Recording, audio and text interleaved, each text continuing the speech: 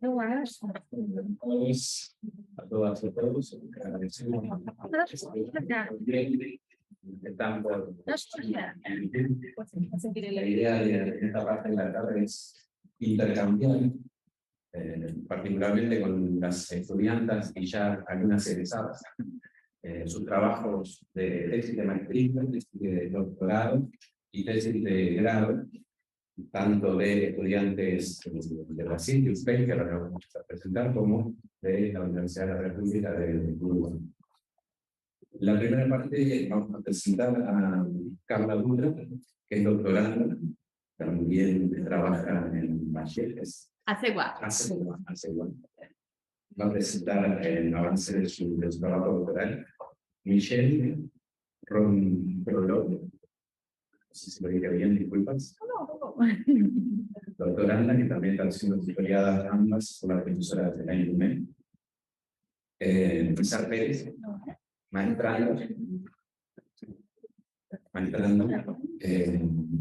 que lo que dijimos hoy, me va a trabajar la parte de investigación cualitativa dentro de la comunidad de Roche.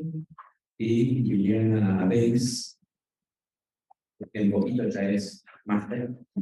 Esperemos que el 29 entienda su tesis de maestría. Así que le damos la palabra a ustedes, capaz que comienza a Carla. Y la segunda parte va a estar en la presentación del intercambio con los estudiantes de tesis. Así que, Carla, muchas gracias. Boa tarde. Agradeço ao convite. Estou apresentando. Eu vou começar aqui. Eu sou enfermeira, tenho trabalho no Centro de Telecom, saúde da família. Eu sou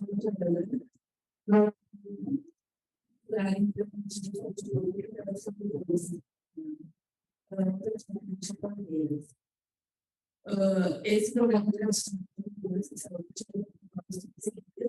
tem o objetivo de formar esses trabalhadores para o desenvolvimento e a qualificação dos funcionários da ação de saúde para a realização de pública, de programação nacional e internacional, para a diversidade de fronteira do país.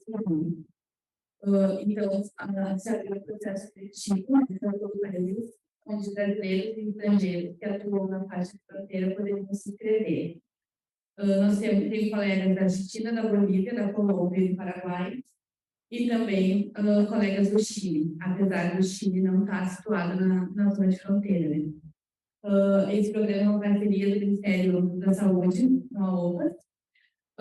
O meu projeto de tese está em fase de discussão. Nós já andamos pelas doenças crônicas, já andamos pela saúde do idoso e agora nós estamos na vigilância das doenças preveníveis no âmbito da atenção primária de saúde na cidade de Minas, no Rio Grande do Uruguai.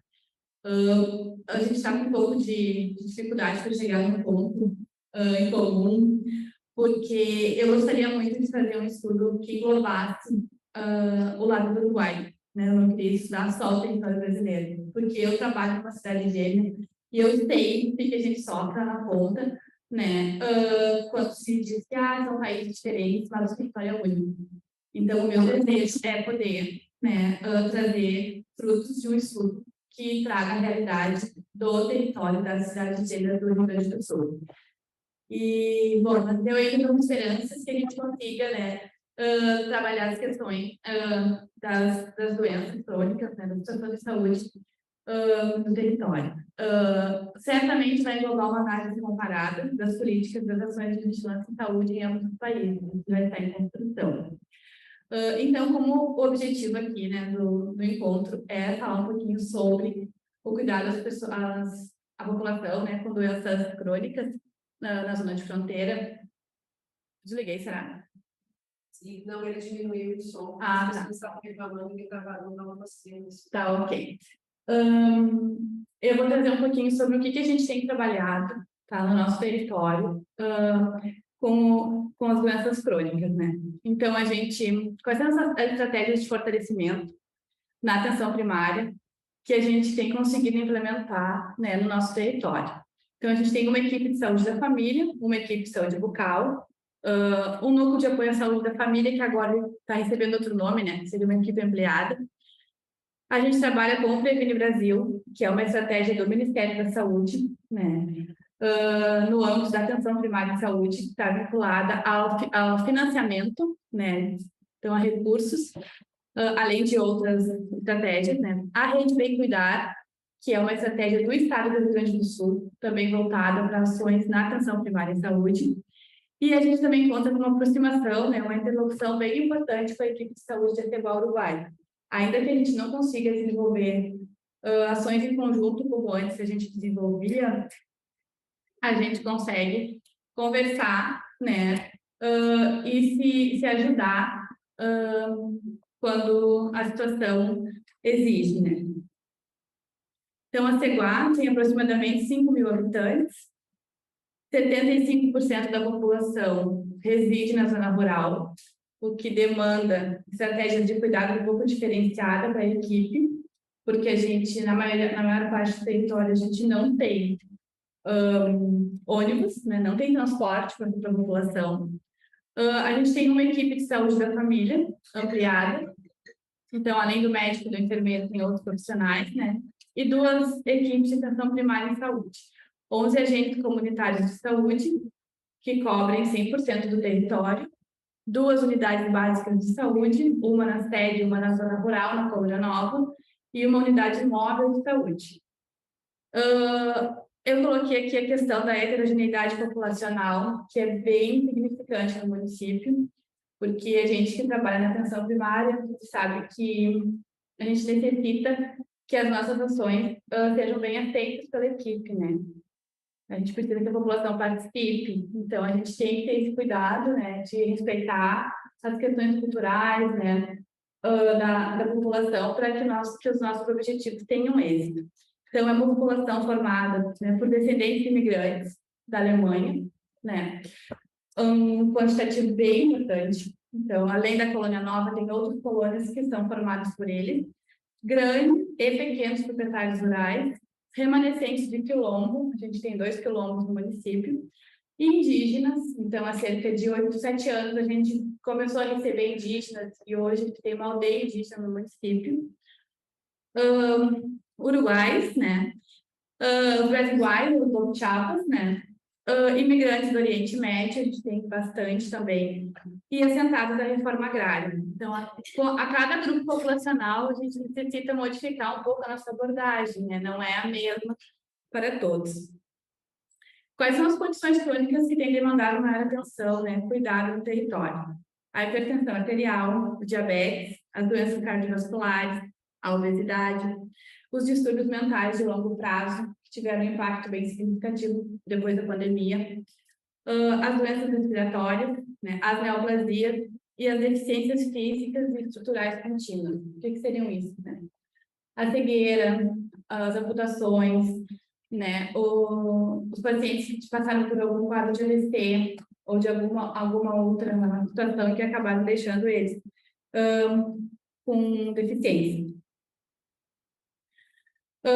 Na equipe de saúde da família, né, em saúde bucal, que a gente trabalha junto, né, quais são essas ações, assim, resumidamente? Né? Então, a gente tem toda a população cadastrada, acompanhamento periódico, reunião de equipe periódica, e a gente trabalha em cima da lógica da educação permanente em saúde. Então, os problemas do território são discutidos em equipe, dali sai o planejamento, né, das estratégias, aí a avaliação, né, então todas as ações são discutidas, né, e construídas pela equipe. Busca ativa permanente, né, e para isso a gente tem uma equipe itinerante, a gente não fica só dentro da unidade básica de saúde, então a gente usa o espaço das unidades básicas de saúde, a gente usa a nossa unidade móvel, percorre todo o território, mas também a gente utiliza os domicílios dos espaços comunitários.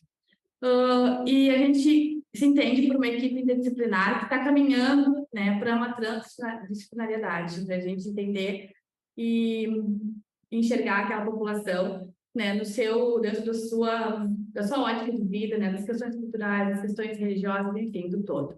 Quais são os nossos principais desafios enquanto equipe de saúde da família? A gente tem uma população muito flutuante.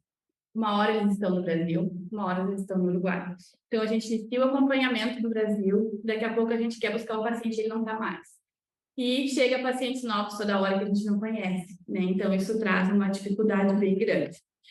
Dificuldades de acompanhamento de alguns uruguaios residentes no Brasil, mas que mantenham cuidado em saúde em seu país de origem, porque é bem comum, a gente tem uruguaios não cadastrados, são acompanhados pela equipe, mas eles preferem fazer os exames do Uruguai, né? Preferem consultar os médicos do Uruguai, só que eles estão cadastrados com a gente, eles têm doenças crônicas e a gente tem que fazer acompanhamento. Então, e aí a maior parte deles não tem os resultados dos exames, porque no Uruguai fica no sistema, parece, né? Eles não recebem impresso.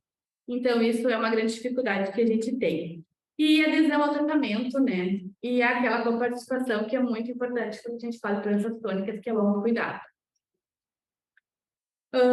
Como eu falei no Previne, né? O que seria isso? Ele é um programa do governo, do Ministério da Saúde, que foi instituído em 2019, tá? E ele estrutura um modelo de financiamento baseado em resultados. Então, a gente tem metas a serem atingidas e a gente vai receber de acordo com aquelas metas. Antes, a gente recebia o valor per capita e por programas implantados. Então, não era avaliado o que eu fazia na atenção primária, os meus resultados. Agora, uma parte do financiamento, ele é de acordo com os nossos resultados, tá? Quais são esses critérios para transferir os recursos, né? Uma captação ponderada, que está relacionada ao cadastramento da população, recebo por população cadastrada, o pagamento por desempenho, que seriam as metas, né? E incentivo por ações estratégicas, que é os programas que o município implanta. A gente tem atualmente 7 indicadores, 4 deles envolvem condições crônicas, né? O primeiro, que é das gestantes, né? A realização de testes rápidos, HIV, sífilis, hepatite B, hepatite C. O quarto, que é a cobertura de exame histopatológico para prevenção do câncer de colo de útero. O sexto, que é o percentual de pessoas hipertensas com a pressão arterial aferida em cada semestre, né? Que seria a consulta do paciente com hipertensão arterial a cada semestre, uma consulta. E o sétimo, que seria o percentual de diabéticos com solicitação de hemoglobina glicada a cada 6 meses, uma consulta do paciente diabético. Esses indicadores da hipertensão e do diabetes, eles contam quando for consulta de enfermagem ou consulta do médico. Quais são as estratégias de cuidado que a gente tem tentado, né, implementar para atingir essas metas? Não é fácil, não é nem um pouco fácil, né? E aqui não é o espaço para a gente discutir se esse programa é a melhor coisa ou não, se melhorou ou piorou, né? Mas enfim. Então, a gente tem conseguido monitorar a pressão, né? Nem todos os pacientes vão às consultas, a gente muitos tem que fazer busca ativa. A hemoglobina glicada semestral, então a gente conseguiu se organizar para fazer a solicitação, os agentes de saúde avisam os pacientes, então eles chegam na unidade de saúde para fazer a coleta, já sem ter precisado ir lá e pedir uma solicitação para depois voltar, então isso tem agilizado um pouco. O citopatológico, a gente segue a norma do Ministério da Saúde, né? Isso, assim, melhorou um pouco, porque a gente consegue enxergar quem são as pessoas, as mulheres que, de fato, estão em atraso. Porque acontecia, que a gente aqui no Uruguai deve acontecer também, que as mulheres estão todos estudando fazer as mesmas. E quem nunca faz, segue sem fazer sempre. Então, a gente tem uma assessoria de uma empresa terceirizada, né? Que existe uma plataforma que ela limpa os dados do estudo e nos traz relatórios. Então, eu tenho como tirar um relatório do território, todas as mulheres que estão sem a coleta do CP, aquelas que teriam que ter coleta nos últimos 3 anos e não tem. Eu tiro um relatório de todos os pacientes que não passaram pela consulta, né, de diabetes, né? Então, ele me aparece todas as pessoas em vermelhinho. Essa plataforma nos ajudou muito. Se a gente não tivesse essa plataforma, eu não sei como que a gente conseguiria melhorar os indicadores do Previne, porque só com o SUS, que o nosso sistema informatizado, seria bem difícil. A gente trabalha com demanda espontânea, mas também com demanda organizada. Então, a gente faz agendamento, né, para aqueles pacientes que precisam mostrar exames que estão descompensados. O cuidado programado, de forma longitudinal. Então, a gente conseguiu organizar e enxergar no território quem são os pacientes, né, os usuários que estão mais descompensados, quando é que eles têm que retornar. Então, isso ajudou a reorganizar nossa assistência.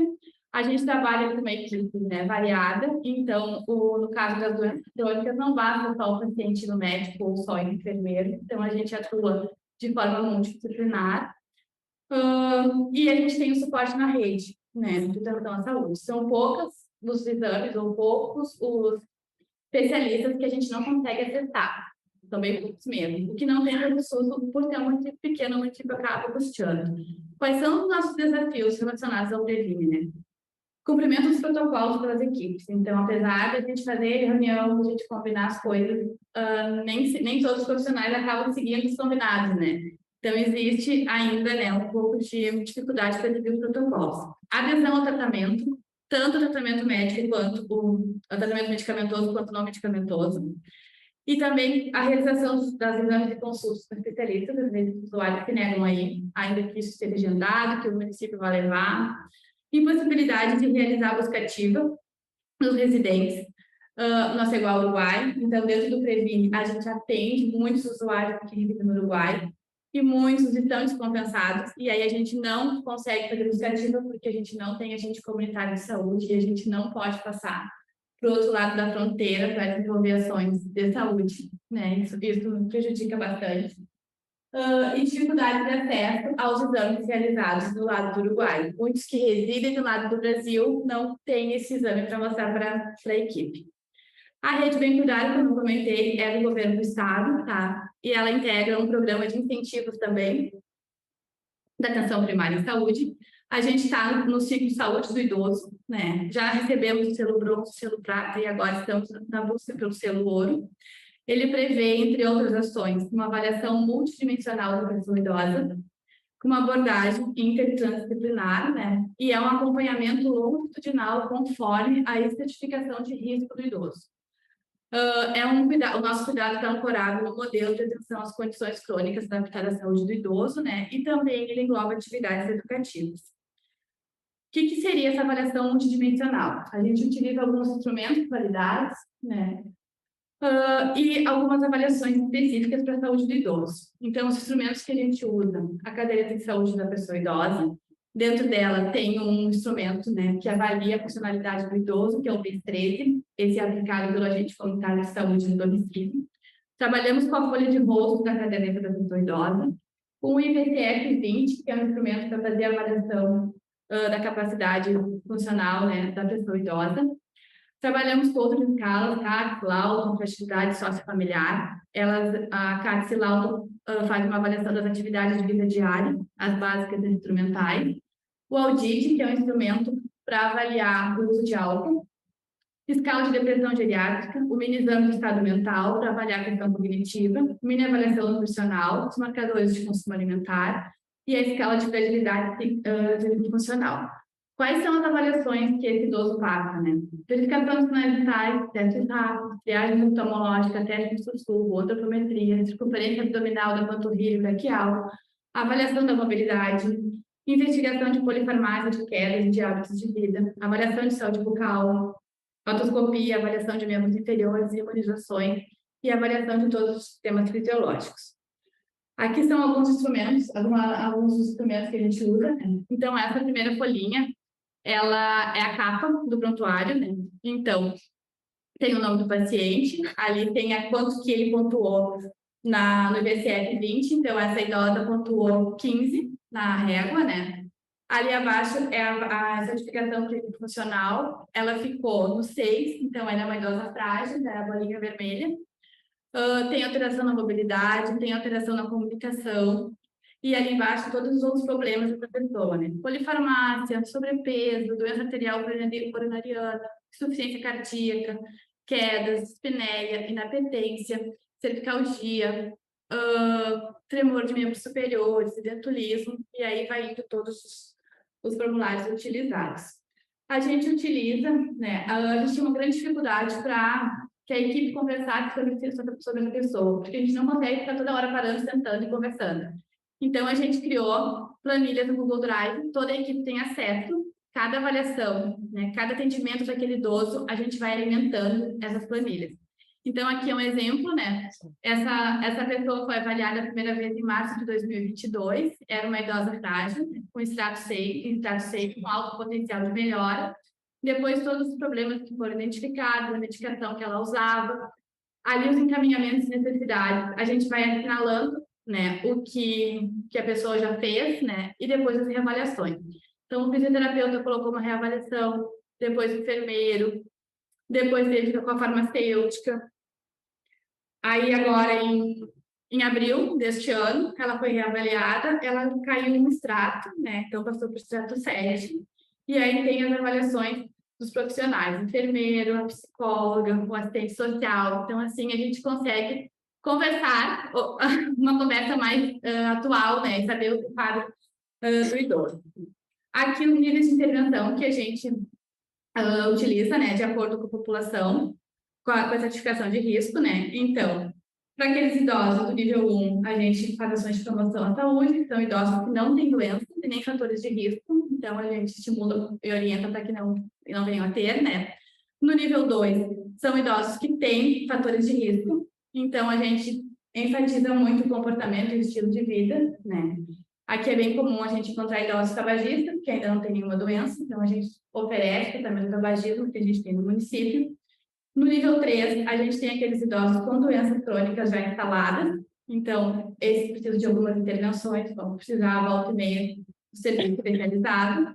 No nível 4, já são idosos com condições crônicas estabelecidas, com algumas perdas, né, e com baixo potencial de melhora.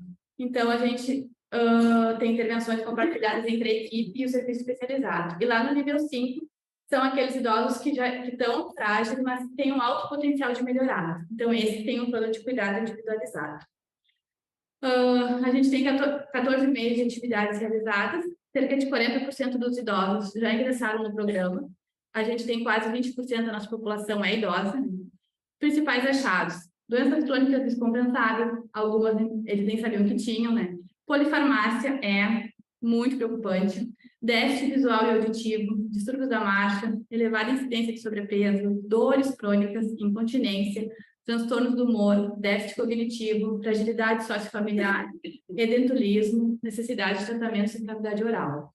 E a gente realiza alguns rastreamentos, né? Seria o de útero e mama, histopatológica, mamografia, conforme preconizado pelo Ministério, para o câncer de intestino, a colonoscopia, para o câncer de boca, a avaliação da cavidade oral de todos os idosos, né? E para a osteoporose, densitometria óssea, e para o câncer de próstata, o PSA. Aqui algumas estratégias de cuidado no território, então ali todos os profissionais que a gente possui, e alguns exames. Quais os desafios? A gente não tem na equipe de saúde educador físico, tá? A gente não tem dispositivo de promoção de saúde, de lazer e de convívio social no município. A gente não tem nenhum CRAS, que seria o Centro de Assistência Social que promoveria grupos.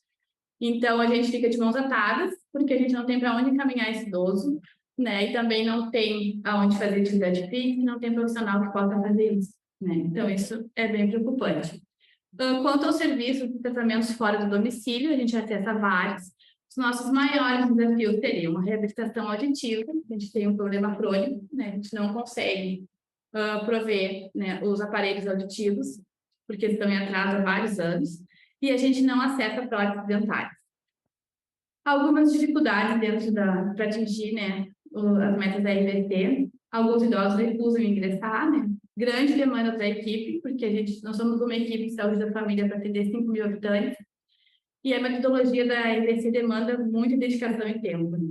Resistência de alguns pacientes em realizar as consultas especializadas no Brasil e dificuldade de acesso aos resultados de exames diagnósticos realizados no Uruguai. E impossibilidade de captar residentes em Aceguá, Uruguai, está errado, tá? Principalmente porque eles não estão vinculados à equipe de SF e não tem agente comunitário de saúde. Era isso.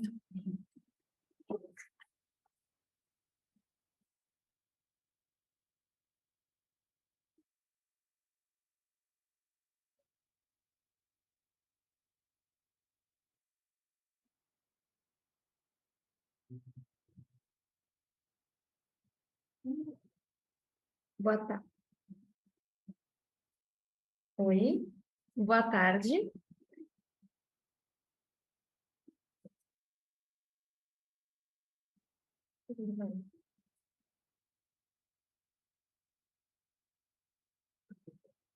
Vai direto para o último. Já foi a passarela? Oi? Já foi a passarela que te pasan dos? Ele vai para o último. Ahí. No te deja. Oi? Que Ah, deve? você vai? Não, eu não estou conseguindo passar. No te deja. Vamos fazer assim. Yo le voy a preguntar. Hoje ele estava passando. Ele estava passando. Tá, pode ser, senão... Tá. Boa tarde, então. Pode passar? Eu realizei um trabalho de dissertação de mestrado em ano passado, né? Finalizei ano passado. E o tema do meu trabalho foi o trabalho da enfermagem na atenção primária à saúde nas cidades gêmeas gaúchas durante a pandemia da Covid-19. Pode passar. Então, eu utilizei dados desse projeto, que foi o Enfrente Covid-19, que foi um projeto que nós instituímos lá na Universidade Federal de Pelotas, com diversas parcerias de outras instituições de ensino. E aí, a partir disso, a gente foi localizar todas as cidades gêmeas do Brasil inteiro.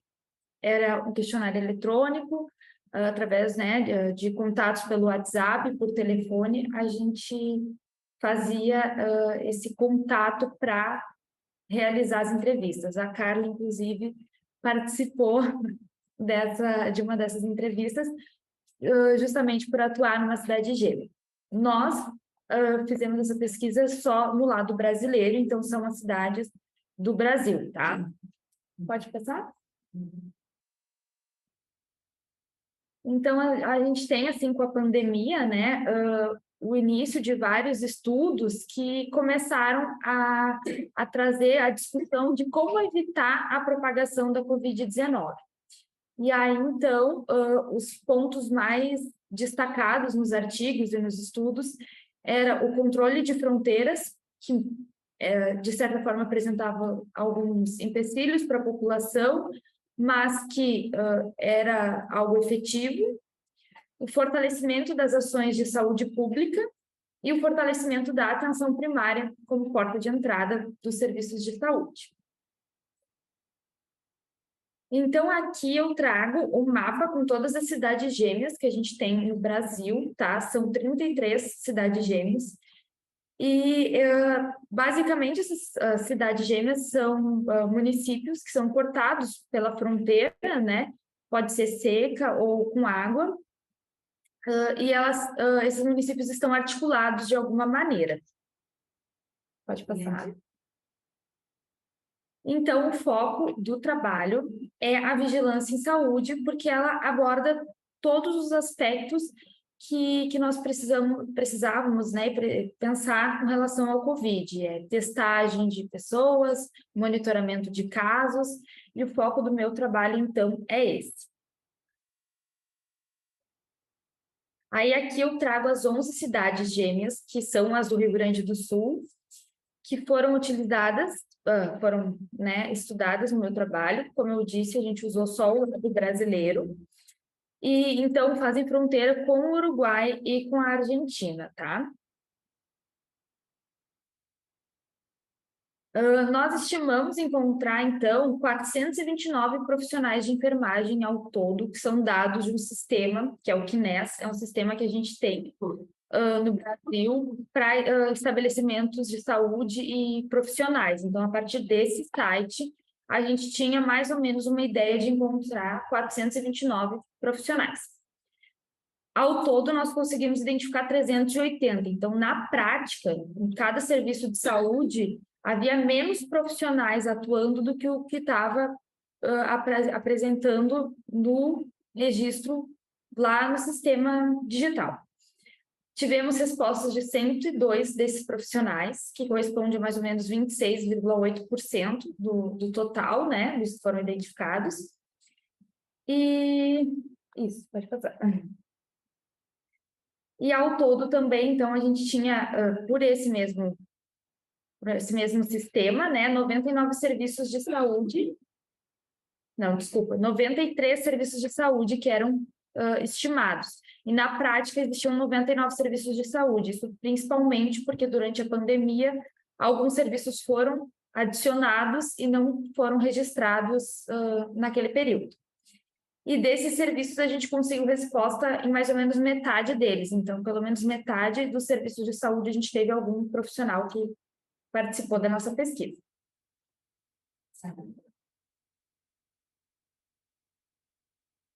Então, com relação às respostas mesmo, a gente teve mais ou menos metade de profissionais respondendo na Argentina e metade no Uruguai. Foram 45,1%, 46 respostas de profissionais aqui do Uruguai, da fronteira com o Uruguai. E aí, hoje, eu trago um pouco desses dados, focando nessa parte do Uruguai, principalmente, tá? Então, a gente não traz os dados da Argentina também, só o Uruguai. Pode passar?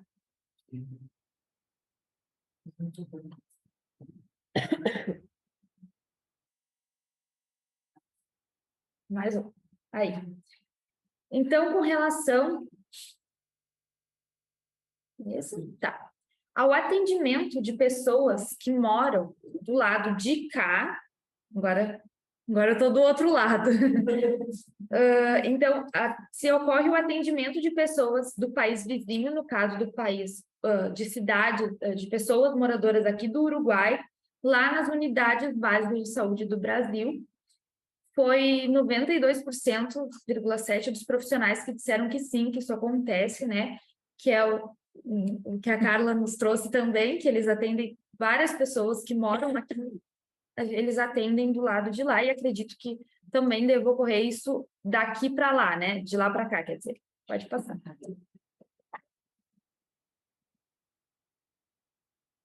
É o próximo. Aí. Com relação... Não, volta. Volta. Não. Esse aí. Com relação à população... Já tá. Não. Aí. Não, ele foi de novo. É que tá com uma diferença, o meu tá dando certo, dela tá não. É no 12. Tá, peraí. Tem o 12. É, O slide 12. 12. eu não sei.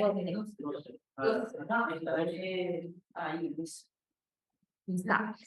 Então, com relação à população cadastrada na UBS do Brasil, se ela procura serviço no país vizinho, que foi a questão, então, que a gente perguntou para os profissionais do Brasil, 61% diz que sim, que acontece essa procura do Brasil aqui no Uruguai, tá? Então, pode passar. Eu vou olhar aqui o que está... Tá. Então, quando a gente entra na questão da notificação ao sistema de vigilância, no caso de alguma pessoa com suspeita, né, de Covid-19 e que frequenta os dois serviços de saúde, tanto no Brasil quanto no Uruguai, 75% dos profissionais referiram que sim, que ocorre essa notificação ao sistema de vigilância do Brasil. Quanto a testagem? Isso, testagem de casos de Covid na UBS de que o profissional está atuando, os profissionais responderam a maioria que sim, que ocorre, 57% ocorre tanto para brasileiros quanto para pessoas do país vizinho. E aí a gente tem uma questão de recursos também, que entra a questão de que o Brasil envia material suficiente para os brasileiros. E aí, quando tu testa brasileiros e moradores daqui do Uruguai, também tem essa questão de falta de material, que a gente viu bastante, né, durante a pandemia. Pode passar.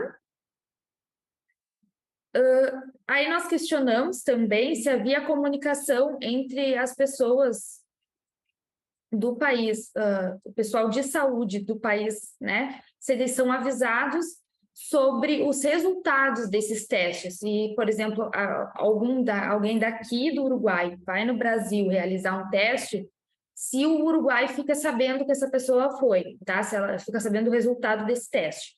E a maioria dos casos, sim, referiu que sim, 45% dos profissionais disseram que a maioria, né, realiza esse repasse de informação. E o acompanhamento conjunto dos casos, se o caso é acompanhado só no Brasil, só no Uruguai, ou por ambos, no caso a gente perguntou se era acompanhado por ambos, foi apenas 22% dos profissionais que disseram que isso ocorre. Então, na maioria dos casos, não, geralmente, pelo que os profissionais nos referiram, é acompanhado pelo país que fez o teste mesmo. Então, entrando na questão da comunicação entre as equipes de enfermagem do Brasil com os moradores, a gente questionou um pouco essa questão de entendimento da população, como é essa comunicação. E aí, 51,2% dos profissionais referiram ter uma comunicação fluida, integrada e constante com os moradores. Então, mesmo com as dificuldades de idioma, que é um pouco diferente, a compreensão ela é maior ainda em comparação com o restante.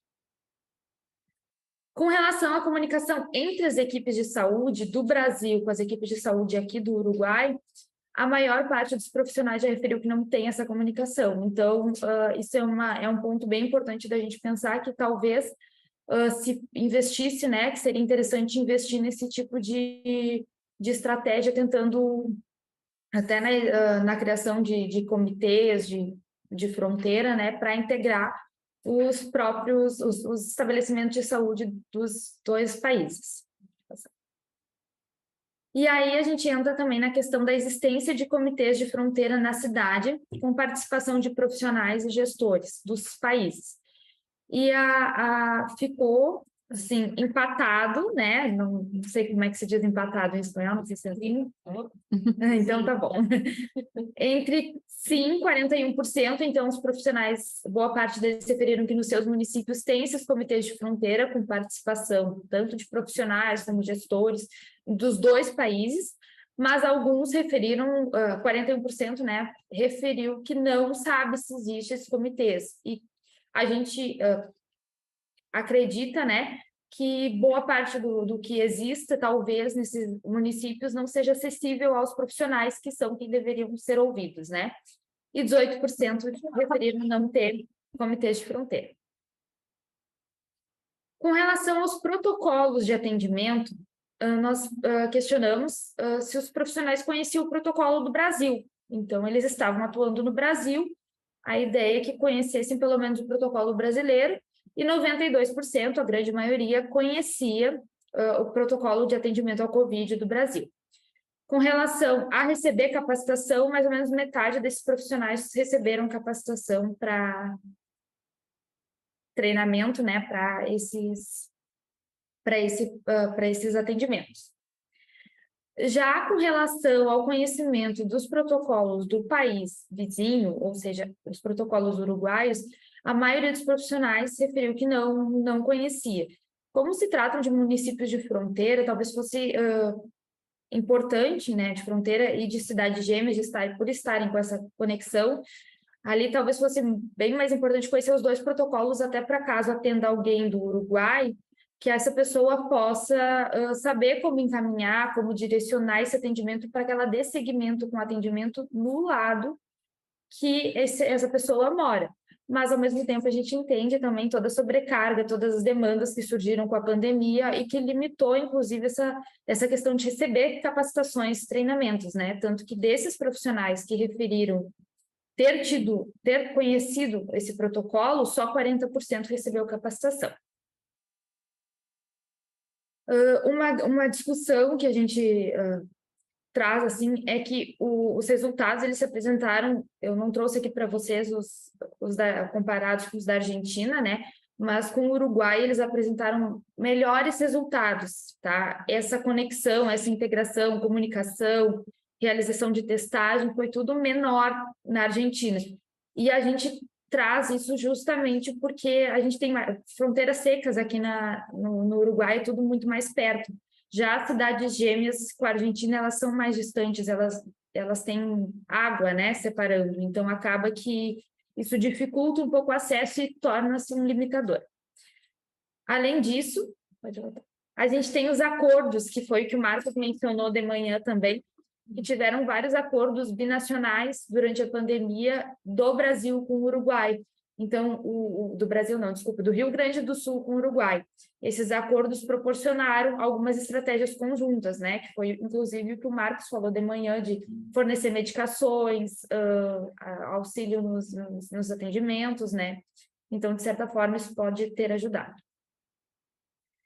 E aí também trazendo um pouco do que foi estudado em artigos, pesquisas, materiais da literatura, algumas dificuldades encontradas para os atendimentos na fronteira de maneira geral são a questão da dificuldade para as ações de vigilância em saúde, o controle epidemiológico de doenças, que a gente sabe que a pandemia da Covid-19 foi, acho que, a principal, né, doença que a gente teve nesse momento que a gente tem como um problema, né?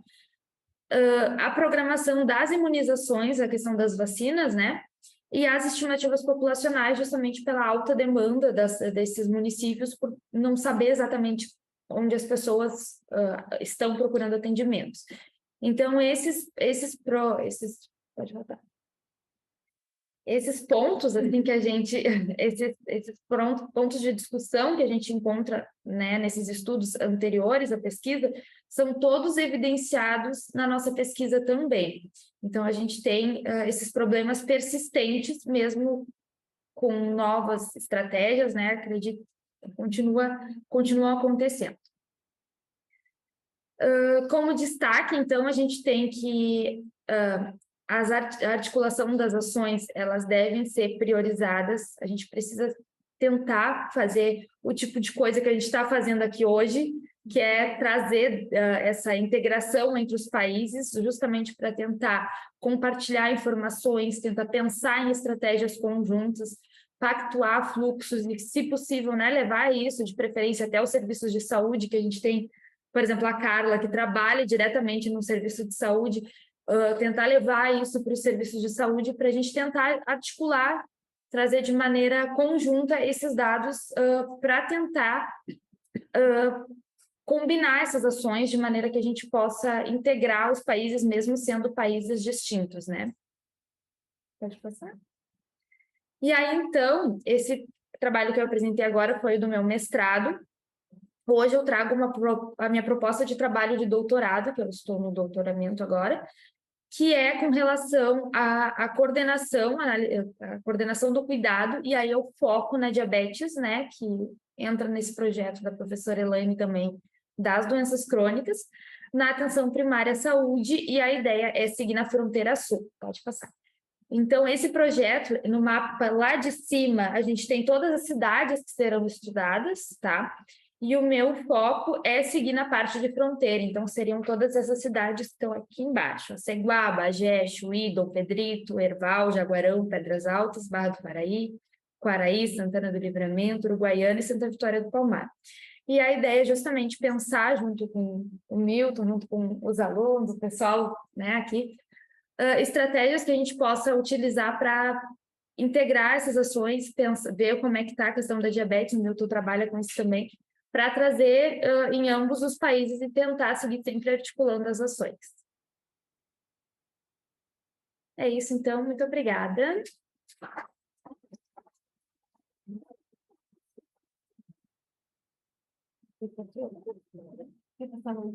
Ela?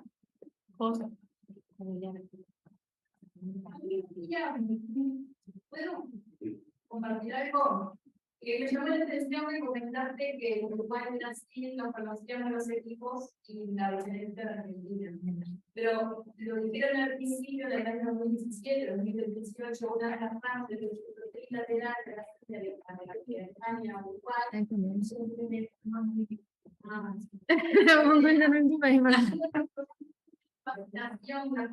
los recursos humanos, el primer nivel de atención, fueron convocados por los departamentos de localidad fronteriza de Uruguay y Brasil. En Cerro Largo pudimos conocernos con el lago de Alcalá de Pablo, pero por ejemplo en el lago de Chamarón no participó. Lo mismo pasó con la frontera de Chuy y lo mismo pasó con Asturias. Solamente acá en Cerro Largo y en Rivera pudimos participar fluidamente nacional del programa, conocernos, visitamos mutuamente y visualizamos muchos de los problemas que hoy directamente encontramos. De hecho, me acuerdo que con Carla, cuando llegamos a la policlínica de Ceguá, Carla se encontró con una de las embarazadas, no sé si recordás, Estaba esperando la consulta y la conocía del servicio de ella, o sea, te controlaba de los dos lados, y lo que decía acá, una mucha era para clínica, de nuestro lado ya estaba organizada, entonces había como una comunicación del servicio de recursos que no estaban utilizados. Y a punto de partida de este proceso, con este proceso, reuniones semanales, quincenales, binacionales, un grupo de WhatsApp se logró articular determinado proceso de usuarios. Hicimos una actividad de educación binacional en un proceso que se priorizó una área temática que terminó concluyendo en HID, porque el programa estaba marcado en esto, pero como materia para trabajar en mucha diversidad. Y bueno, uno de los principales puntos que queremos ver, resumiendo, era el tema justamente de la vigilancia epidemiológica en frontera. Fuimos a analizar los videos de Canadá, lo presentamos como bloque, ¿no? Este proceso, cuál es el dispensador, y al año siguiente pandemia. Y todo esto quedó compilado en el mundo. Nada, era eso muy importante.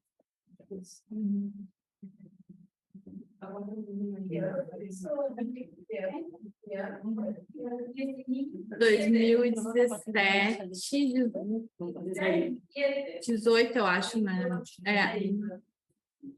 E a gente iniciou as atividades, a gente ficou o ano inteiro fazendo, depois se encontrava, mas aí veio a pandemia e... Né?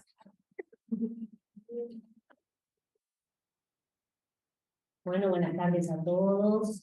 Mi nombre es Liliana Denis y bueno, me encuentro en este momento preparando mi defensa de mi trabajo de maestría en gestión y bueno, mi investigación es sobre el desempeño de una red sanitaria pública fronteriza de primer nivel de atención desde la perspectiva de sus actores, que son los trabajadores, los equipos de dirección y los usuarios. La pregunta del millón es ¿cómo es el desempeño de esta red? ¿Tá? El objetivo general que me planteaba fue evaluar el desempeño de esta red asistencial en las localidades fronterizas de Aceguá, Isidoro Noblía y Río Branco, desde la perspectiva nuevamente de los tres actores que les planteé, que es el equipo de dirección de la red, los trabajadores y los usuarios. Los objetivos específicos son medir los índices de desempeño de los distintos componentes de una red, que en este caso los menciono, son el modelo de atención, la gobernanza y la estrategia, la organización y la gestión y el financiamiento e incentivo. Siempre mirado desde la óptica de estos tres actores. Otro de mis objetivos es clasificar el desempeño de esta red, analizar la calidad de la red asistencial a punto de partida del análisis de los índices de desempeño de cada uno de estos componentes antes mencionados, y analizar el comportamiento de los atributos de la red, siempre teniendo en función lo que son las normativas vigentes que tenemos en nuestro país del Sistema Nacional Integrado de Salud y la propuesta de redes integradas de salud de la OPS y la guía práctica de diabetes mellitus tipo 2 para la atención de nuestros usuarios diabéticos en el ámbito ambulatorio. ¿Sí? Esta investigación se encuentra enmarcada dentro de lo que es un estudio cuantitativo descriptivo de corte transversal, que va a abordar la red pública de servicios de salud del primer nivel de atención de Aceguá, Isidoro Noblía y Río Branco, que tiene como universo los directivos, que en este caso son 4, un equipo de salud integrado por 19 técnicos, y los usuarios, que son 120, que son usuarios con diabetes mellitus tipo 2, que consultaron o fueron diagnosticados hasta un año anterior a realizar este pesquisado. Un poco les vuelvo a plantear de dónde conseguimos estos usuarios, cómo rescatamos este universo, ¿sí? Se logró a partir del cruzamiento de datos dado por la historia clínica electrónica, por los controles que se tienen en la policlínica, por los datos que tienen los mismos profesionales de los pacientes que asisten. Y de estos 120 usuarios que se definieron, que eran nuestro universo de trabajo, 67 lograron efectivamente ser abordados. Esto se debió a que uno de los usuarios fallece, otros el acceso para poderlos entrevistar era muy dificultoso, algunos eran inubicables, no existía forma de acceder a ellos, algunos fueron imposibles de contactar y algunos también se negaron a realizar la entrevista y a participar de esta investigación. Los criterios de inclusión para esta investigación de estos usuarios fueron los usuarios mayores de 20 años que fueron diagnosticados de diabetes mellitus tipo 2 con al menos un año de antigüedad y que habían consultado en estas 3 policlínicas que les conté, que son las de Isidoro Noblía, Aceguá y Río Blanco. Y los criterios de exclusión, como antes los mencioné, es no tener interés en participar o los usuarios con algún tipo de discapacidad o alteración en la comunicación. Para el equipo de salud, los criterios de inclusión que tuvimos en cuenta fueron los trabajadores incluidos en la guía práctica clínica que se desempeñan en estos 3 centros asistenciales con responsabilidad directa en la asistencia de estos usuarios con diabetes mellitus. Y el criterio de exclusión era no tener interés en participar o que se encontraran en ese momento con licencia, que no estuvieran trabajando por estar bajo una certificación médica o una licencia reglamentada. En cuanto a los directivos, el criterio de inclusión era pertenecer al equipo de gestión de esa red y lo de exclusión era no tener interés en participar en esta investigación o encontrarse en este momento también en una situación de licencia, o sea que no estaban cumpliendo su rol. Bueno, paré un poquito, que esta es la parte que la mandan a ella, la película, bueno, muy bien. Acá, para describirles, trabajamos, vieron, cuando hablamos de salud, las variables que manejamos en este caso son macro variables.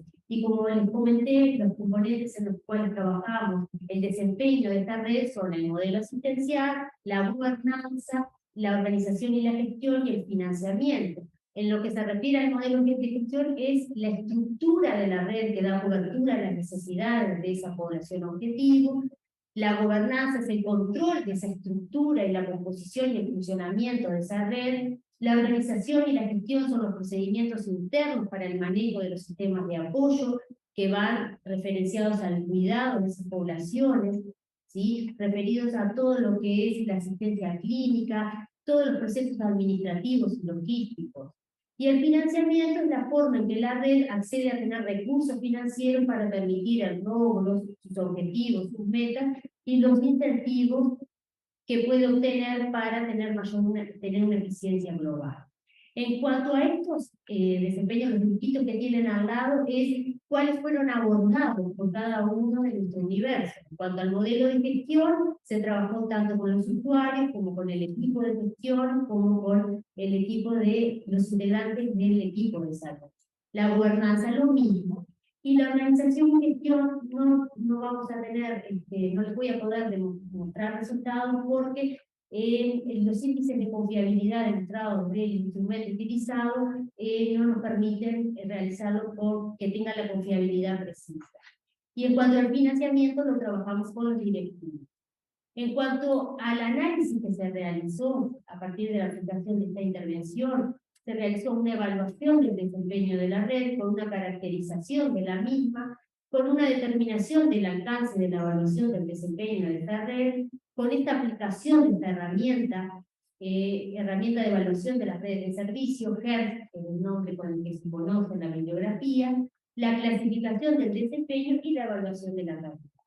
Como primer punto, la caracterización de esta red se desempeña en el departamento de Cerro Largo, que pertenece a la región este de ACE. ACE es la administración de los servicios sanitarios del Estado, es el sector público de salud de nuestro país. Y, como todos sabemos, el departamento de Cerro Largo es un departamento fronterizo, que los habitantes de este departamento muchas veces fluctúan en su número, ¿sí? Y ACE le brinda las prestaciones a 55.556 habitantes. ¿sí?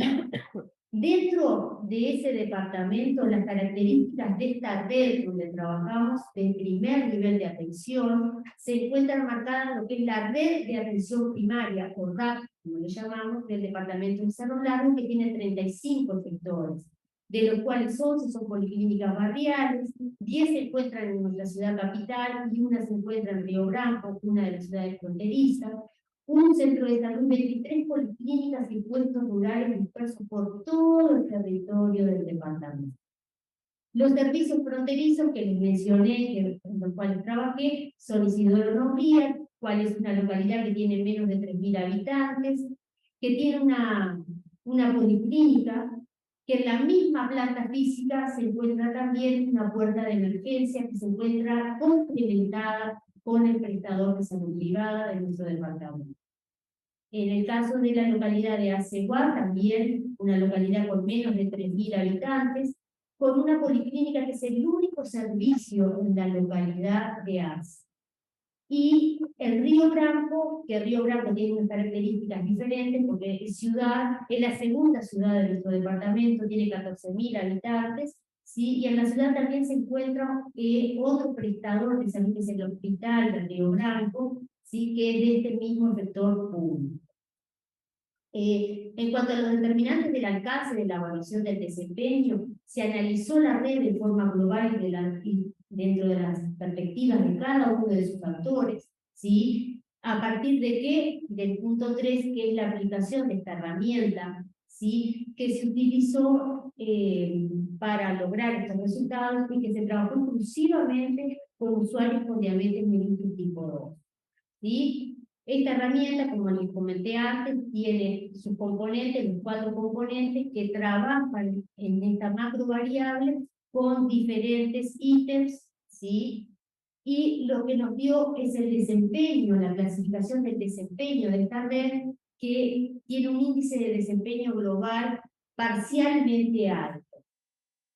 Cuando lo empezamos a analizar con cada uno de sus componentes, para los usuarios el desempeño de esta red es bajo, para el equipo de salud es bajo, para los directivos es parcialmente alto, ¿sí? Esto en cuanto al desempeño global. Cuando lo analizamos, acá, aquí les planteaba lo que antes mencionaba, estas distintas escalas que se dan en los usuarios al mirarlo desde el punto de vista de cada sector evaluado y luego desde cada componente de la red. Como verán, en los usuarios, ¿sí? Los índices, ¿sí? Se manejan en todos, son bajos, ¿sí? En los integrantes del equipo de salud van mejorando, pero seguimos teniendo indicadores bajos, y en los directivos nos da parcialmente alto el desempeño de esta red. En cuanto a la evaluación de la calidad en general, les voy a nombrar algunos indicadores que nos llamaron la atención y que destacan fortalezas y debilidades de esta red. Por ejemplo, el 72% de los usuarios consideraban que las policlínicas eran accesibles, lo cual es muy importante, ¿sí? Que nuestros habitantes puedan tener servicios que sean accesibles, y eso va en concordancia con nuestras leyes que solicitan que así lo sea. Un 95% del equipo de salud y de los directivos conocen el área geográfica y la cobertura, lo cual es imprescindible para poder brindar servicios de salud de calidad. Se desconoce la cantidad de usuarios. Ustedes saben que nuestro país tiene un sistema informático que al día de hoy lo está intentando modificar hace años, pero no logra conocer cuál es el número de adscritos, cuántos usuarios tiene cada policlínica, cada departamento, cada centro asistencial, lo cual es una gran debilidad porque difícilmente podemos proyectar un servicio si no conocemos a quién se los tenemos que prestar, ¿sí? El 50% de los directivos y el 74% de los integrantes del equipo de salud refiere que existen perfiles de salud de la población, de la comunidad. lo cual nos está hablando de que existen estos perfiles, pero es también una debilidad porque tendría que ser el 100% que conociéramos el perfil que nuestra población ha trabajado. Y dentro del 10% de los usuarios, en algún momento de su asistencia refirieron haber sido encuestados sobre diabetes mellitus tipo 2. Esto habla de la deficiencia de nuestro sistema de poder conocer a estos usuarios. 100% de los usuarios no conocen, como les hablaba, los usuarios por efector. Lo mismo ocurre también con los integrantes del equipo de salud. Desconocen la cantidad, la magnitud de la cantidad de usuarios que están adscritos por su lugar de trabajo. ¿Sí? Y en cuanto al el programa de diabetes, es la herramienta, la guía de trabajo para diabetes, 10% de los usuarios conocen que existe un programa de diabetes y que su asistencia está enmarcada dentro de él. Mientras tanto, el 16% de los integrantes del equipo de salud conocen estas guías, ¿sí?, que han sido publicadas desde el Ministerio de Salud Pública y desde ACE. Y el 50% de los directivos identifican que existen, lo cual también se convierte en una gran debilidad, porque el no conocer las herramientas que tenemos en el ámbito para el abordaje de estos usuarios limita mucho el trabajo dentro del equipo y también al momento de tomar decisiones que involucren a estos usuarios. En cuanto a los servicios de referencia del primer nivel de atención, 1 de cada 4 usuarios no conoce los servicios de consulta con especialistas, ¿tá? Y aquí vemos una...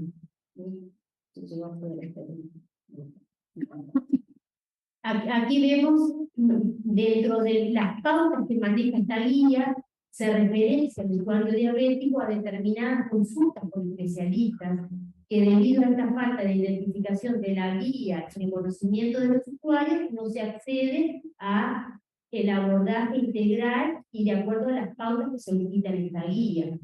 Dentro del equipo de salud, 95% de los integrantes del equipo conocen los servicios y 100% hacen la referencia a los servicios de exámenes clínicos, lo cual sabemos que son de vital importancia.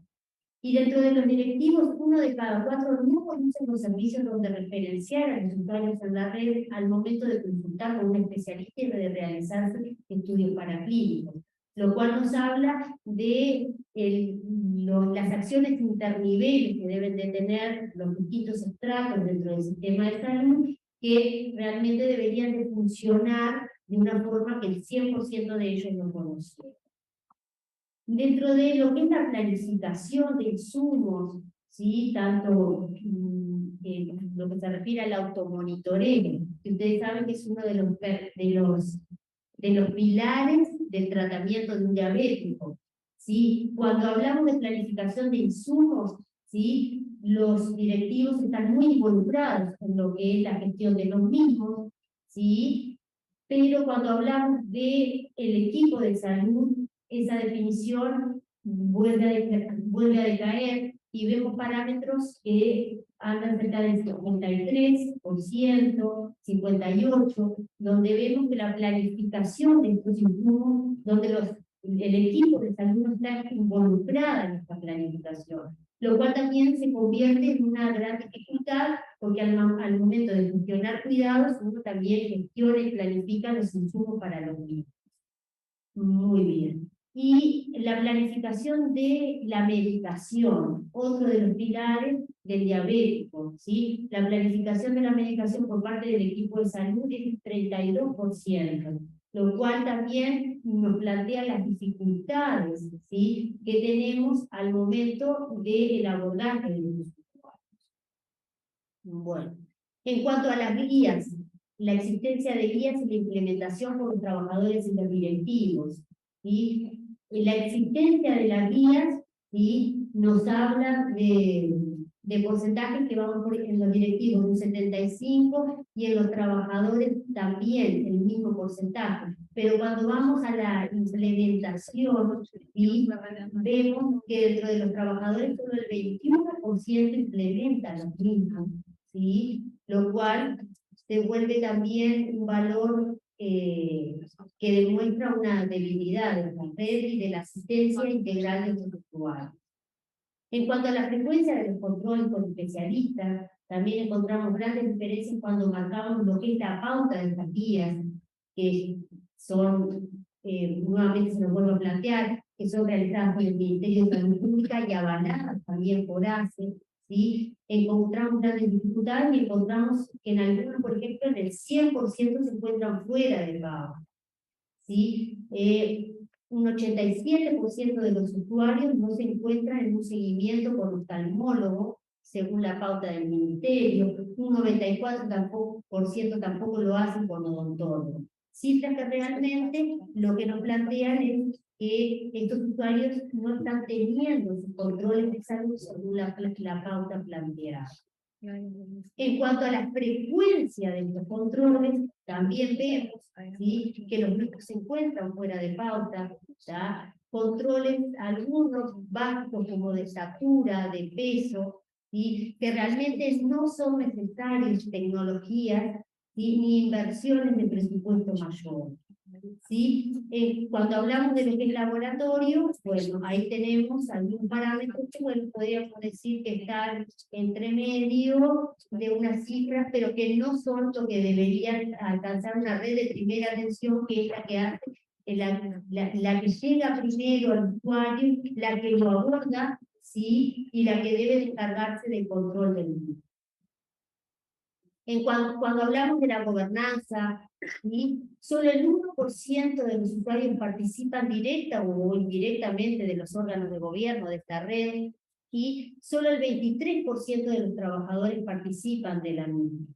Nuestra ley, nuestra legislación especifica que tanto usuarios como trabajadores participen de esta gobernanza, ¿sí?, que sean involucrados con los órganos de gestión.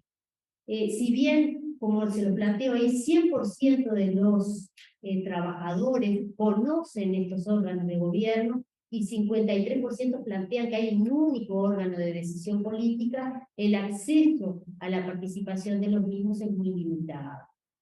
Cuando organizamos las conclusiones, cuando hablamos de la atención primaria de lo que es APS, la red debe de fortalecer las estrategias de APS, debe avalar y fomentar la participación social y privilegiar el equipo de trabajo básico en territorio, para así no vulnerar los derechos de los usuarios de protección de su salud. Los directivos en el marco de esta estrategia deben profundizar el conocimiento de esta red, que se ve muy limitada por las herramientas que ellos mismos tienen para obtenerlo. Deben facilitar a sus equipos asistenciales que se empoderen con el rol protagónico que tiene el primer nivel de atención y que utilicen las herramientas ya probadas y que existen y que están avaladas, que son sus guías clínicas. Estandarizar el uso de estas guías, realizar el seguimiento de la planificación de los cuidados, evaluando los mismos y así pudiendo realizar una retroalimentación. Más trabajo extramuros, trabajo en la comunidad. En mi investigación lo que vemos es que los usuarios relatan muy bajos porcentajes de haber sido involucrados en no solo en alguna encuesta, sino de trabajo en los lugares donde trabaja, en los centros educativos. Siempre la asistencia se da en el marco del centro de salud, del centro asistencial. Enfermería profesional en los equipos territoriales, ¿sí? La participación de enfermería en estos 3 centros asistenciales realmente no es operativo dentro del equipo territorial que aborda el diabético. Se encuentra en un nivel de gestión, de coordinación, de supervisión. No lo hace directamente en territorio, abordando y trabajando con el objetivo final, que es el usuario, y el brindar una prestación de salud hacia él. Sabemos que nosotros por nuestra profesión tenemos muy incorporado lo que es el trabajo en atención primaria, somos las abanderadas en atención primaria, siempre en la literatura lo van a encontrar. Todos los equipos de atención primaria y de abordaje en territorio privilegian el rol de la enfermera profesional. En este caso no la tenemos, ¿sí? Y es la que probablemente pueda ser la articuladora en conjunto con el equipo de gestión para lograr que estas guías prácticas y que esta asistencia integral se logre. La participación social, como lo planteé anteriormente, una apuesta que ha tenido este sistema de salud, el Sistema Nacional Integrado de Salud nuestro, realmente hablan varios de sus artículos de la impronta que debe de tener de la participación de los usuarios en los servicios de salud, no simplemente en el lugar que siempre los hemos puesto como el efector final de la asistencia, sino con un rol activo de participación, de cuestionamiento del mismo sistema, ¿sí? Y por último, la sugerencia de esta investigación es la incorporación de enfermería profesional en todos los equipos territoriales, la capacitación continua de los equipos de salud, profundizar el conocimiento de esta red, conocer la satisfacción de los usuarios y de los trabajadores, ¿sí? Mejorar los sistemas de información, la difusión de los derechos y los deberes de los usuarios en relación a los servicios de salud, fortalecer la participación de los actores sociales en los ámbitos del gobierno, de la red, involucrando también a estos usuarios y trabajadores, y fortalecer el trabajo extramuros, salir de los servicios de salud. Y bueno, muchas gracias.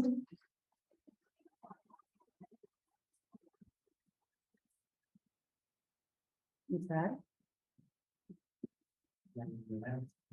Deja de compartir. Para...